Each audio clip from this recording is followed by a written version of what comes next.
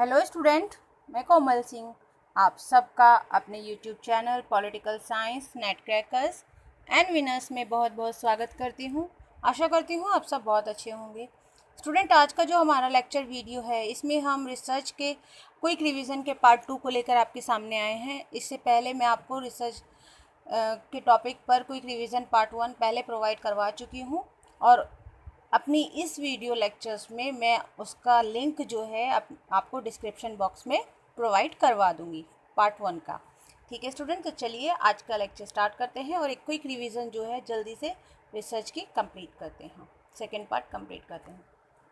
Student, previous part में हमने आपको ऐतिहासिक शोध तक यानी कि हिस्टोरिकल रिसर्च तक बताया था कि हिस्टोरिकल रिसर्च होती क्या है और हिस्टोरिकल रिसर्च का बेस क्या होता है।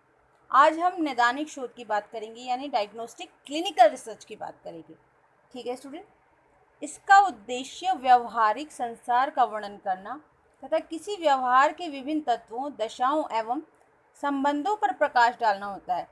समस्याओं का पता लगाने के लिए यह शोध किया जाता है। ठीक है स्टूडेंट, किसी एक प्रमुख समूह या संस्था का पूरी तरह से अध्ययन किया जाता है, जैसे कि किसी बीमारी का फैलना, किस तरीके से वो बीमारी फैल रही है, क्या कारण है कि वो बीमारी फैल रही है, किस तरह के वातावरण से वो बीमारी फैल रही है। तो इन सब की जो है जो रिसर्च में जो होता है जांच की जाती है कि क्यों आखिर ऐसा हो रहा है।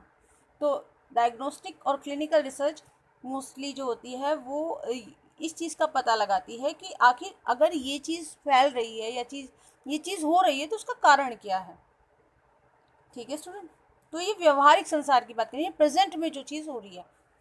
अब हम बात करते हैं नंबर 2 जो हमारी रिसर्च है, एक्स पोस्ट फैक्टो रिसर्च यानी कि पश्चान्मुखी कार्योत्तर अनुसंधान। इसको कार्योत्तर अनुसंधान भी कहते हैं, पश्चान्मुखी अनुसंधान भी कहा जाता है। ठीक है स्टूडेंट, और इंग्लिश में इसको एक्स पोस्ट फैक्टो रिसर्च कहा जाता है, जो बहुत इंपॉर्टेंट है, कई बार पूछ लिया जाता है एग्जामिनेशन में। एक्स पोस्ट फैक्टो डिज़ाइन मैं इंग्लिश में आपको बता देती हूँ और आपको फिर इंग्लिश में इसको हिंदी में बताऊँगी।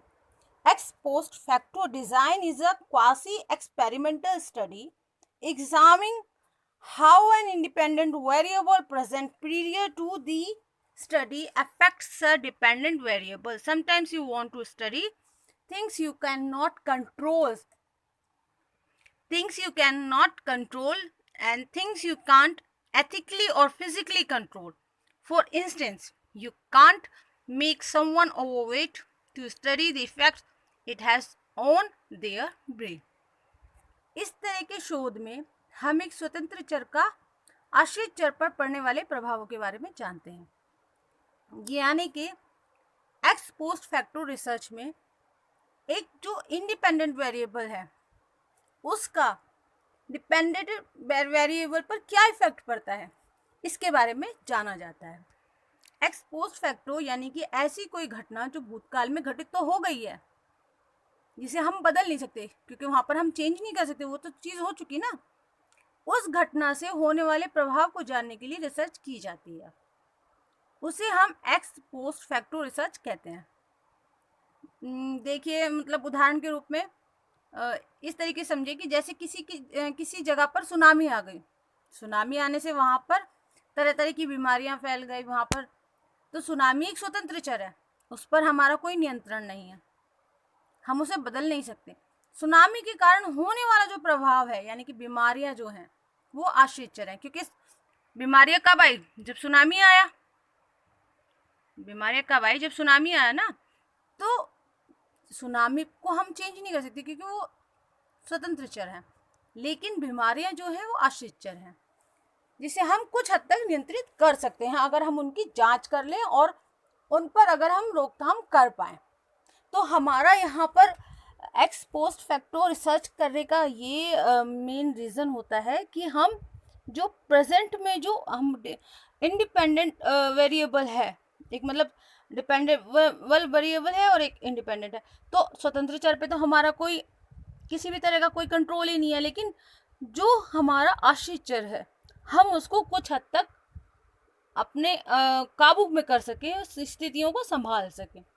ठीक है स्टूडेंट, अब बात करते हैं खोजपूर्ण शोध की यानी एक्सप्लोरेटरी रिसर्च की। एक्सप्लोरेटरी रिसर्च क्या होती है student? Exploratory research as the name implies intends merely to explore the research questions and does not intend to offer final and conclusive solution to existing problems. These types of research is usually conducted to the study a problem that has not been clearly defined yet. इस प्रकार का जो शोध होता है, खोजपूर्ण जो शोध होता है, आमतौर पर ऐसी समस्याओं का अध्ययन करने के लिए किया जाता है जो अभी तक स्पष्ट रूप से परिभाषित नहीं हुई, जिसके बारे में अच्छे से हमें पता नहीं है।